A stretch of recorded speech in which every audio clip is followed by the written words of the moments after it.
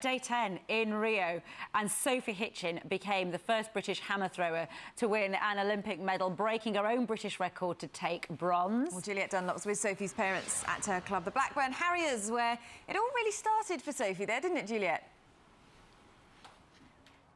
Yeah, morning, Charlotte. Absolutely, this really is where it all started. Sophie joined the Blackburn Harriers as a 15-year-old. She trained here for 7 years, week in, week out, honing those superb skills that we saw in Rio yesterday. Now, I'm standing inside what's called the hammer cage. This is where Sophie would stand on that circle there, sorry, the throws cage.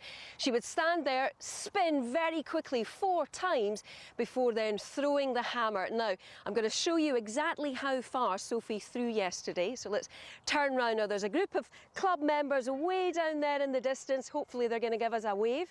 And 74.54 metres, that's exactly how far Sophie threw that hammer yesterday. Amazing achievement. Well, I'm joined now by Wendy and Mick, Sophie's parents. Now, first of all, congratulations. You must be incredibly proud of what Sophie's achieved.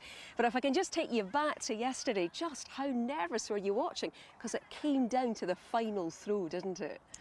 Yeah, nervous. Yeah, Not at all. It was just so nervous, absolutely, because we couldn't actually watch it on the television because they were moving from one shot to another. So we're watching it on live results, and the live results are just slightly behind, and we'd actually thought she'd done a no throw. So we were, oh, she's, you know, that's it, it's out. We thought she'd done really well. She'd done really well, yeah, really pleased. Yeah, fifth. And then the result came up, and it was eruption. It was absolutely fantastic. Oh. Now, of course, Mick, you have been central to Sophie's success. You have coached her for a number of years, up until really quite recently. Did you always feel she had the potential to go this far? Yeah, I did. But it was whether she could actually stay with it for as long as she has, sort of 10 years up to now. It doesn't seem a long time, but it is a long time. And in that 10 years, she's probably done about 1.5 million throws of the hammer to get the bronze medal. So she's put the work in for sure. She certainly has. And Wendy, there's been quite a lot of publicity, hasn't there, about the fact that Sophie used to be a ballerina, that she was a ballet dancer. Now, it seems like quite a jump to a lot of us from ballet dancer to hammer thrower. How did that happen? Basically, she started as most youngsters do at nursery now, and they start with the ballet dancing and tap dancing and everything. And I think she just got to a stage when she was about 13, 14 that hammer sort of took over. It was she'd got where she could get in ballet dancing, and she was never the sort of ballerina model, if you will. So you know, strength and power and agility and all that, it sort of worked for the hammer, really. Okay, just very briefly to you both, what plans do you have to mark her achievement when she gets back? Well, I think when she does actually get back into the country, we'll have a family get together and a party, and maybe do something down here at Blackburn Harriers.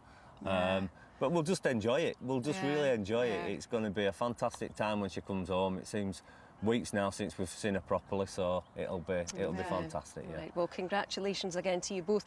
Absolutely amazing achievement from Sophie. So you might say from Burnley ballerina to hammer hero. Juliet, can you just ask the parents about the tattoos that Sophie has got, and whether actually they supported her getting them, whether she's getting any more?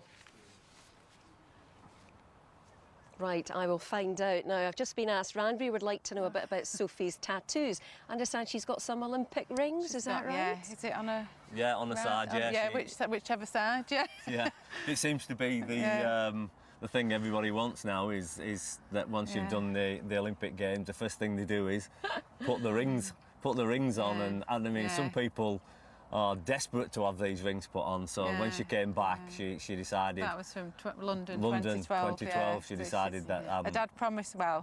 As soon as you get to the Olympics, that's it. So hopefully that tattoo's been a bit of a lucky charm, so I'm sure she'll take it to Tokyo as well.